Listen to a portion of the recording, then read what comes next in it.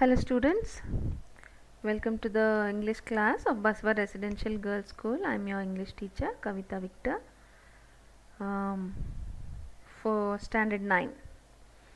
So this is the third part of the lesson, The Best Advice I Ever Had, written by Mrs. Vijayalakshmi Pandit. So in the last class we saw that Mrs. Vijayalakshmi has given us two incidents where Gandhiji's advice had saved her. That means which had brought her to consciousness. Okay. Now this is the final incident, and which is a funny incident also. Okay, let's get started. His words have helped me retain perspective even in small matters. Many women, I imagine, share with me a recurring nightmare. Someone important to you is coming to dine. The guests have arrived. It is time to eat, but there is no dinner. You wake perspiring, relieved to find it is only a dream. But recently, it really happened to me. Now, she is talking about a dinner invitation. So now this final time also she is telling Mahatma Gandhi's words have saved me. His advice had saved me. Many women, see now women who are the,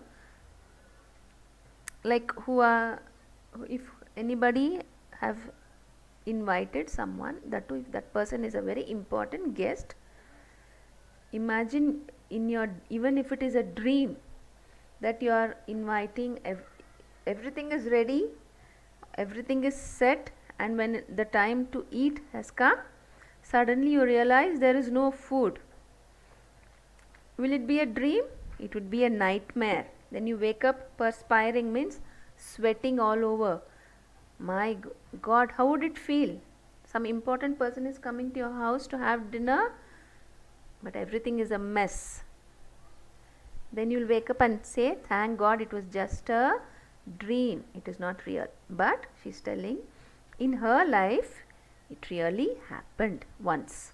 So we will see what happened. My guests of honor, the Prime Minister of Great Britain and Lady Eden, could hardly have been more important to me. High Commissioner of India in the United Kingdom. So Mrs. Vijayalakshmi Pandit was the High Commissioner for India in the United Kingdom. So she was working as a High Commissioner in UK. At that time she had invited the Prime Minister of Great Britain and Lady Eden. So these two important, very important people were supposed to come to her house for dinner. So she's planning everything meticulously in great detail. I had planned everything meticulously, from the menu to the color scheme of the flowers and the candles. Everything has been planned. When the guests had arrived and drinks had been passed twice, I signalled the butler to announce dinner. Now everything, the guests have come, one round of drinks has been passed, second round of drinks has also taken place. Then what did she do? She is signalling, she is signing from here to the butler to announce. She is telling him, announce that dinner is ready so that we will all come and have dinner. But what happened? But still we waited. Still there is no dinner, no announcement. She doesn't know what is happening inside her kitchen. When for the third time drinks came round, I excused myself and ran downstairs to the kitchen. Now she is scared. What is happening? 3 rounds of drinks have come. Still nothing is happening about the dinner. So she ran downstairs to her kitchen to see what exactly is going on there. It presented a shocking sight. In one corner stood a frightened little kitchen maid. In another, the housekeeper. Now the housekeeper and the kitchen maid, that means those people who are helping her in the kitchen, they are standing in each corner. At the table sat my cook. The cook is the main person who is supposed to have cooked the dinner. What is he doing? He is sitting on the table, waving a ladle and singing, beating time with his foot. He is beating rhythm with his foot. He is tapping his foot and he is waving the ladle back and forth. His eyes were glazed and he was far away in some other sphere. So he is dreaming. He is enjoying. He doesn't, like, he is not in this world. So what is happening? He is drunk. The table was littered with pieces of chicken. My knees felt too weak to support me, but I asked in as normal a voice as I could command, "Why isn't the dinner ready?" She asked that cook who is sitting on the table. He is answering, "But it is ready, madam," my cook chanted. "All ready. Everybody sit down, sit down." So he is answering like this. I was furious. It was on the tip of my tongue to say, "Get out, you are dismissed."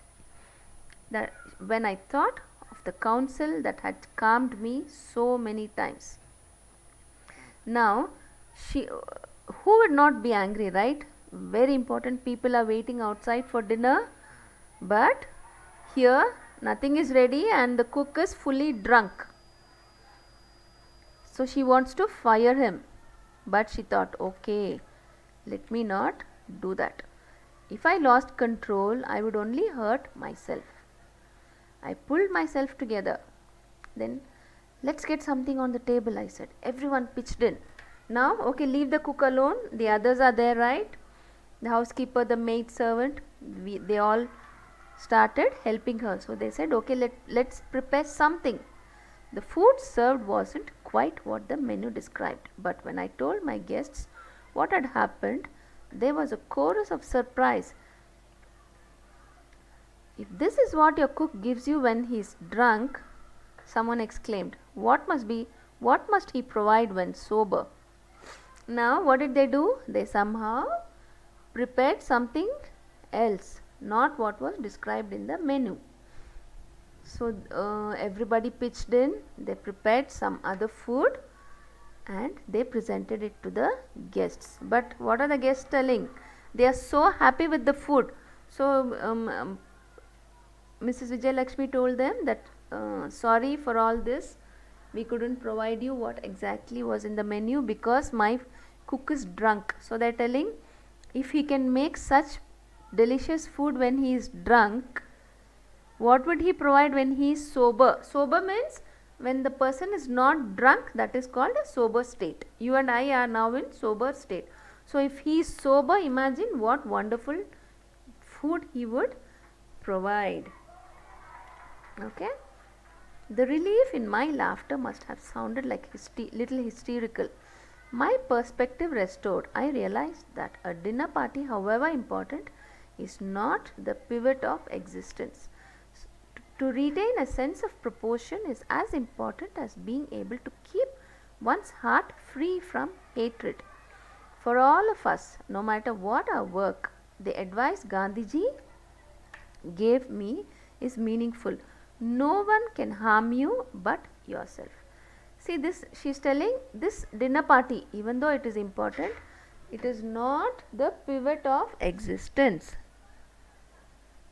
That means this dinner party is not the reason for your existence. That means even if something goes wrong with this dinner party, it is not the end of life. So nothing is important except for your peace of mind, the amount of the perspective you have about yourself. If you have hatred and anger, you have even for small incidents, if you burst out with anger, it is no use. If you get angry, you are hurting yourself.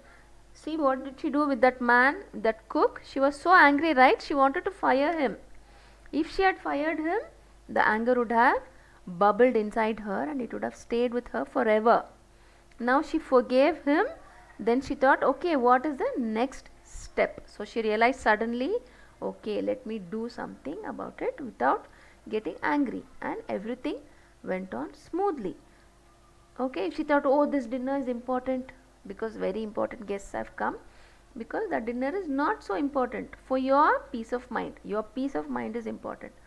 That is what Gandhiji is also telling. No one can harm you, only yourself. So if anybody is hurting you also, only if you let them harm you, if you let those words enter your heart and hurt you, that is when it harms. If you just throw those words out of your heart and try to be peaceful, that means their hurting words will not hurt you.